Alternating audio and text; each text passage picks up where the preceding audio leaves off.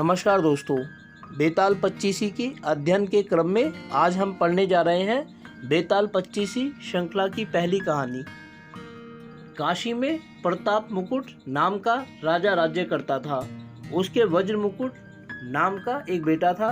एक दिन राजकुमार दीवान के लड़के को साथ लेकर शिकार खेलने जंगल गया। घूमते घूमते उन्हें तालाब मिला। उसके पानी में कमल खिले थे और हंस किलोल कर रहे थे। किनारों पर घने पेड़ थे जिन पर पक्षी चहचहा रहे थे।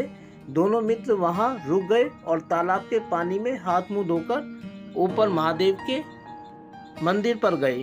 घोड़ों को उन्होंने मंदिर के बाहर बांध दिया। वो मंदिर में दर्शन करके बाहर आए तो देखते क्या है कि तालाब के किनारे राजकुमारी अपनी सहेलियों के साथ स्नान करने आई है। दीवान का लड़का तो वहीं एक पेड़ के नीचे बैठा रहा, पर राजकुमार से ना रहा गया। वह आगे बढ़ गया। राजकुमारी ने उसकी ओर देखा तो वह उस पर मोहित हो गया। राजकुमारी भी उसकी तरफ देखती रही। फिर उसने किया क्या कि जूड़े में से कमल का फूल निकाला, कान से लगाया, दांत से कुतरा, पैर के नीचे दबाया और फिर छाती से लगा अपनी सखियों के साथ चली गई। उसके जाने पर राजकुमार निराश हो अपने मित्र के पास आया और सब हाल सुनाकर बोला, मैं इस राजकुमारी के बिना नहीं रह सकता, पर मुझे ना तो उसका नाम मालूम है ना ठिकाना, वह कैसे मिलेगी। दीवान के लड़के ने कहा, राजकुमार आप इतना घबराए नहीं, वह सब कुछ बताकर गई है। राजकुमार ने पूछा, कैसे? वह बोला, उसने कमल का फूल सिर से उतारकर कानों से लगाया तो उसने बताया कि मैं कर्नाटक की रहने वाली हूँ। दांत से कुतरा तो उसका मतलब था कि मैं दंतबाट राजा की बेटी हूँ। पाँव से दबाने का अर्थ था कि मेरा नाम पद्मावती है। और छाती से लगाकर उसने बताया कि तुम मेरे दिल में बस गए हो। इतना सुनना था कि राजकुमार खुशी से फूल उठा। राजकुमार बोला, अब मुझे कर्नाटक देश में ले चलो। दोनों मित्र वहां से चल दिए। घूमते फिरते सैर करते दोनों कई दिन बाद वहां पहुंचे। राजा के महल के पास गए तो एक बुढ़िया अपने द्वार पर बैठी चरखा काटती रही। उसके पास जाकर दोनों घोड़ों से उतर पड़े और बोले, माई हम सौदागर हैं, हमारा सामान पीछे आ रहा है, हमें रहने को थोड़ी जगह दे दो। उनकी शक्ल सूरत देखकर और बात सुनकर बुढ़िया के मन में ममता उमड़ आई। बोली, बेटा तुम्हारा घर है, जब तक जी में आए रहो। दोनों वहीं ठहर गए। दीवान के बेटे ने उससे पूछा, माई तुम क्या करती हो? तुम्हारे घर में कौन कौन है? तुम्हारी गुजर कैसे होती है? बुढ़िया ने जवाब दिया, बेटा मेरा एक बेटा है जो राजा की चाकरी में है। मैं राजा की बेटी पद्मावती की धाई थी। बूढ़ी हो जाने से अब घर में रहती हूँ। राजा खाने पीने को देता है। दिन में एक बार राजकुमारी को देखने महल में जाती हूँ। राजकुमार ने बुढ़िया को कुछ धन दिया और कहा, माई कल तुम वहां जाओ तो राजकुमारी से कह देना कि जेठ सुदी पंचमी को तुम्हें तालाब पर जो राजकुमार मिला था वह आ गया है। अगले दिन जब बुढ़िया राजमहल गई तो उसने राजकुमार का संदेश उसे दे दिया। सुनते ही राजकुमारी ने गुस्सा होकर हाथों में चंदन लगाकर उसके गाल पर तमाचा मारा और कहा, मेरे घर से निकल जा। बुढ़िया ने घर आकर सब हाल राजकुमार को कह सुनाया। राजकुमार हक्का बक्का रह गया। तब उसके मित्र ने कहा, राजकुमार आप घबराए नहीं, उसकी बातों को समझे। उसने 10 उंगलियां सफेद चंदन में मारी। इससे उसका मतलब यह है कि अभी 10 रोज चांदनी के हैं, उनके बीतने पर मैं अंधेरी रात में मिलूंगी। 10 दिन के बाद बुढ़िया ने फिर राजकुमारी को खबर दी तो इस बार उसने केसर के रंग में 3 उंगलियां डुबोकर उसके मुंह पर मारी और कहा, भाग यहाँ से। बुढ़िया ने आकर सारी बात सुना दी। राजकुमार शोक से व्याकुल हो गया। दीवान के लड़के ने समझाया, इसमें हैरान होने की क्या बात है। उसने कहा है कि मुझे मासिक धर्म हो रहा है, 3 दिन और ठहरो। 3 दिन बीतने पर बुढ़िया फिर वहां पहुंची। इस बार राजकुमारी ने उसे फटकार कर पश्चिम की खिड़की से बाहर निकाल दिया। उसने आकर राजकुमार को बता दिया। सुनकर दीवान का लड़का बोला, मित्र उसने आज रात को तुम्हें उस खिड़की की राह बुलाया है। मारे खुशी के राजकुमार उछल पड़ा। समय आने पर उसने बुढ़िया की पोशाक पहनी, इत्र लगाया, हथियार बांधे, दोपहर रात बीतने पर वह महल में जा पहुंचा और खिड़की में से होकर अंदर पहुंच गया। राजकुमारी वहां तैयार खड़ी थी।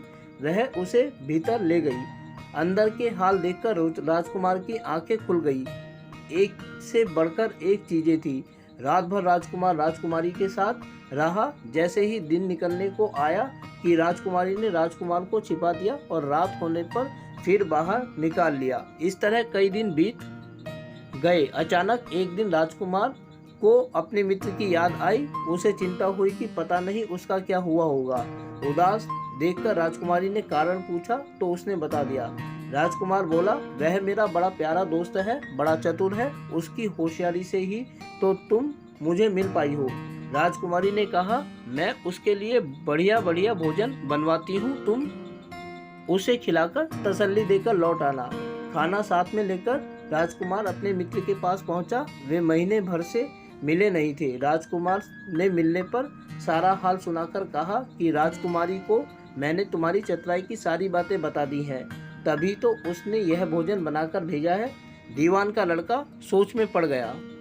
उसने कहा, यह तुमने अच्छा नहीं किया। राजकुमारी समझ गई कि जब तक मैं हूँ वह तुम्हें अपने बस में नहीं रख सकती, इसीलिए उसने इस खाने में जहर मिलाकर भेजा है। यह कहकर दीवान के लड़के ने थाली में से एक लड्डू उठाकर कुत्ते के आगे डाल दिया। खाते ही कुत्ता मर गया। राजकुमार को बड़ा बुरा लगा। उसने कहा, ऐसी स्त्री से भगवान बचाए, मैं अब उसके पास नहीं जाऊंगा। दीवान का बेटा बोला, नहीं, अब ऐसा उपाय करना चाहिए जिससे हम उसे घर ले चलें। आज रात को तुम वहां जाओ। जब राजकुमारी सो जाए तो उसकी बाईं जांघ पर त्रिशूल का निशान बनाकर उसके गहने लेकर चले आना। राजकुमार ने ऐसा ही किया। उसके आने पर दीवान का बेटा उसे साथ ले योगी का वेश बना मरघट में जा बैठा और राजकुमार से कहा कि तुम ये गहने लेकर बाजार में बेच आओ। कोई पकड़े तो कह देना कि मेरे गुरु के पास चलो और उसे यहाँ ले आना। राजकुमार गहने लेकर शहर गया और महल के पास एक सुनार को उन्हें दिखाया। देखते ही सुनार ने उन्हें पहचान लिया और कोतवाल के पास ले गया। कोतवाल ने पूछा तो उसने कह दिया कि ये मेरे गुरु ने मुझे दिए हैं। गुरु को भी पकड़वा लिया गया। सब राजा के सामने पहुंचे। राजा ने पूछा, योगी महाराज, ये गहने आपको कहां से मिले? योगी बने दीवान के बेटे ने कहा, महाराज, मैं मसान में काली चौदस को डाकिनी मंत्र सिद्ध कर रहा था कि डाकिनी आई। मैंने उसके गहने उतार लिए और उसकी बाईं जांघ में त्रिशूल का निशान बना दिया। इतना सुनकर राजा महल में गया और उसने रानी से कहा कि पद्मावती की बाईं जांघ पर देखो कि त्रिशूल का निशान तो नहीं है। रानी देखा तो था। राजा को बड़ा दुख हुआ। बाहर आकर वह योगी को एक और ले जाकर बोला, महाराज, धर्मशास्त्र में खोटी स्त्रियों के लिए क्या दंड है? योगी ने जवाब दिया, राजन, ब्राह्मण, गौ, स्त्री, लड़का और अपने आश्रय में रहने वाले से कोई खोटा काम हो जाए तो उसे देश निकाला दे देना चाहिए। यह सुनकर राजा ने पद्मावती को डोली में बिठाकर जंगल में छुड़वा दिया। राजकुमार और दीवान का बेटा तो ताक में बैठे ही थे। राजकुमारी को अकेली पाकर साथ ले अपने नगर में लौट आए और आनंद से रहने लगे। इतनी बात सुनाकर बेताल बोला, राजन, यह बताओ कि पाप किसको लगा? राजा ने कहा, पाप तो राजा को लगा। दीवान के बेटे ने अपने स्वामी का काम किया। कोतवाल ने राजा का कहना माना और राजकुमार ने अपने मनोरथ सिद्ध किया। राजा ने पाप किया जो बिना विचारे उसे देश निकाला दे दिया। राजा का इतना कहना था कि बेताल फिर उसी पेड़ पर जा लटका। राजा वापस गया और बेताल को लेकर चल दिया।